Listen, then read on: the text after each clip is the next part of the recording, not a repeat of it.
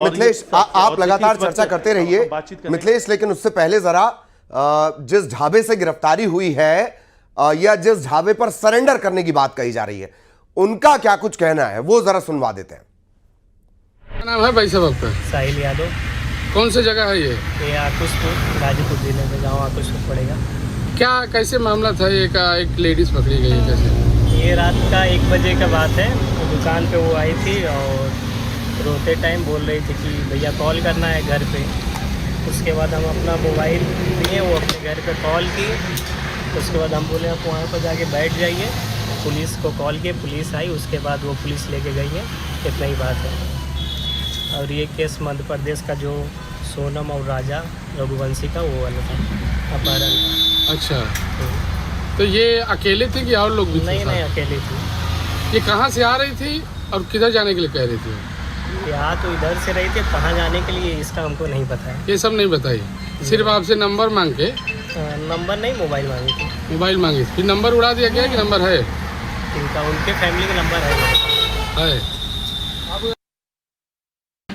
ये आपने सुना जहां से गिरफ्तारी हुई है, गिरफ्तारी माना जाए, सरेंडर माना जाए, जब तक पुलिस अपनी तरह से कुछ साफ नहीं करेगी कानून की भाषा में, तब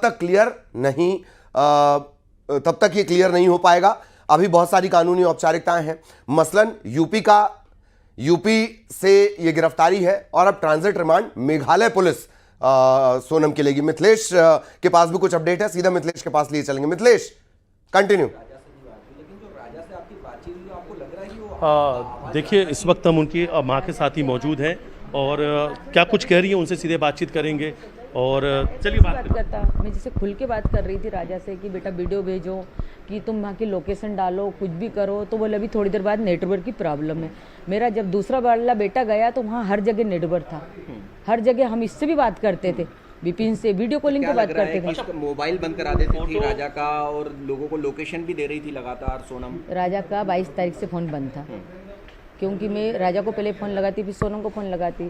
तो फिर मैंने राजा के फ़ोन पे बंद कर दिया। सोनम से बात करने लगी थी। मैंने कि राजा के फ़ोन बंद क्यों है, अभी तक चालू नहीं हुआ? तो बोले नहीं मम्मी, उनका फ़ोन चालू नहीं हुआ, उनने तो रख लिया बैग में।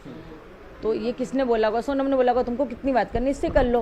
फोटो वोटो भी खींच रहे होंगे तो उसके मोबाइल से खींच रहे होंगे। मैंने आपकी बात भी नहीं कराई, फोटो वीडियो भी तो मांगे थे क्योंकि आपने जब बात करी थी आपने बोला था कि कहाँ है राजा, तो चाहती तो आपकी बात कराती, तुरंत ही करवा लेती। साथ साथ दोनों चलते होंगे, नया जोड़ा है, हाथ पकड़ के चलना चाहिए ना, एक दूसरे के साथ ही चलना चाहिए ना, आगे पीछे क्यों चल? ये बातचीत आप जारी रखिए।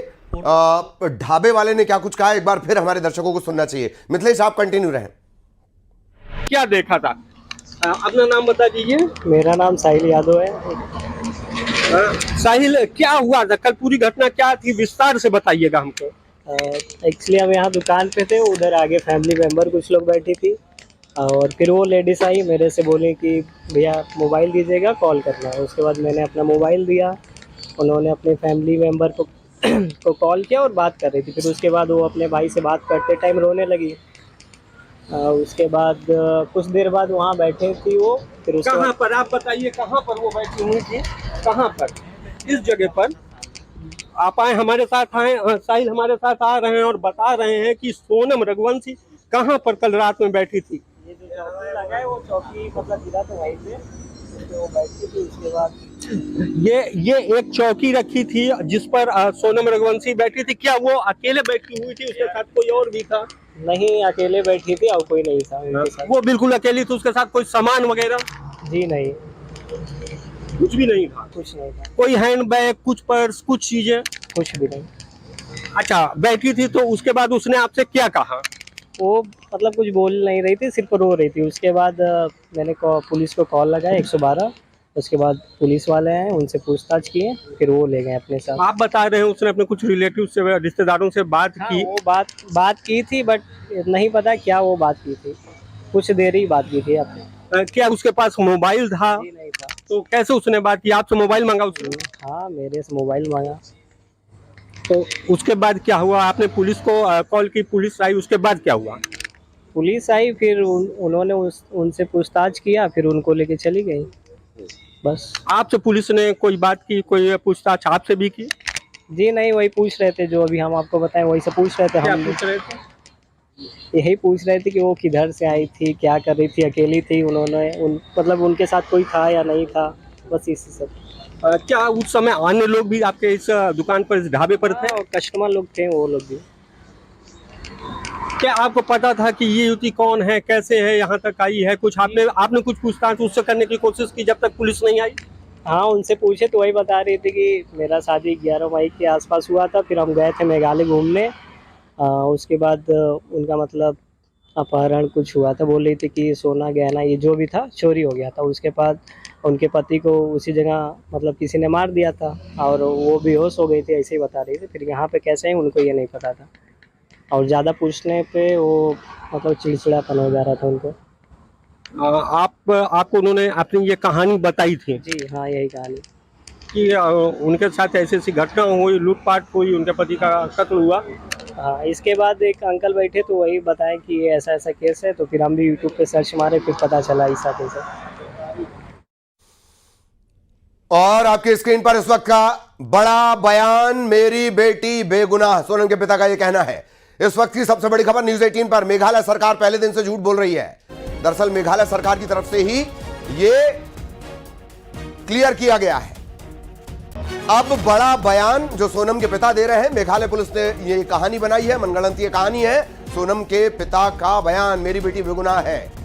बेटी ने गाजीपुर के ढाबे से भाई को फोन लगाया। मेघालय सरकार पहले दिन से झूठ बोल रही है। उनके चंगुल से भागकर ढाबे के पास पहुंची। सहमति से हुई थी, दोनों परिवार की सहमति से हुई थी, दोनों के बच्चन की सहमति से शादी हुई थी। वहाँ की जो सरकार है वो स्टार्टिंग से पहले दिन से ही गलत बोल रही है, झूठ बोल रही है वो। अच्छा, हाँ। अच्छा मेघालय की सरकार का जो है वो ये ट्वीट है कि 4 लोग गिरफ्तार कर लिए लड़के के साथ, जिसमें 3 लड़के मध्य प्रदेश के। अब ये वहाँ की सरकार को पहले से बताना चाहिए ना, ये कहाँ के हैं कहाँ के नहीं है। और बच्ची रात में क्या बोलते हैं गाजियाबाद में आई है, वो होटल वाले से उसने मोबाइल लिया और फिर फोन लगाया भाई के लिए। अच्छा, बेटी ने फोन लगाया? बेटी ने फोन लगाया है। मतलब बेटी खुद गाजीपुर के उस ढाबे में पहुंची है? वो ढाबे पे पहुंची है बेटी मेरी। मतलब ये भी हो सकता है कि वो जिसके चंगुल से उससे छूट के यहाँ पर आई हो। हाँ। तो उसने यहाँ से तो रख के ले गया है, और वहाँ जाके उसने एयरपोर्ट पे जाके पहन ली कि रास्ता में पहनी ये भी नहीं पता, और यहाँ से पहनी थी तो कॉलर बंद करके गया था, क्या गया था। वो एयरपोर्ट की फोटो दिखी ना, वो भी कोई संकेत ही होगा कि एयरपोर्ट की मेरे को फोटो दिखी, वो भी संकेत होगा। तो मैंने उसको तुरंत फ़ोन लगाया कि बेटा तुमने चेन क्यों पहनी, तो बोले मम्मी सोनम ने बोला था। फिर मैंने सोनम को फ़ोन लगाया कि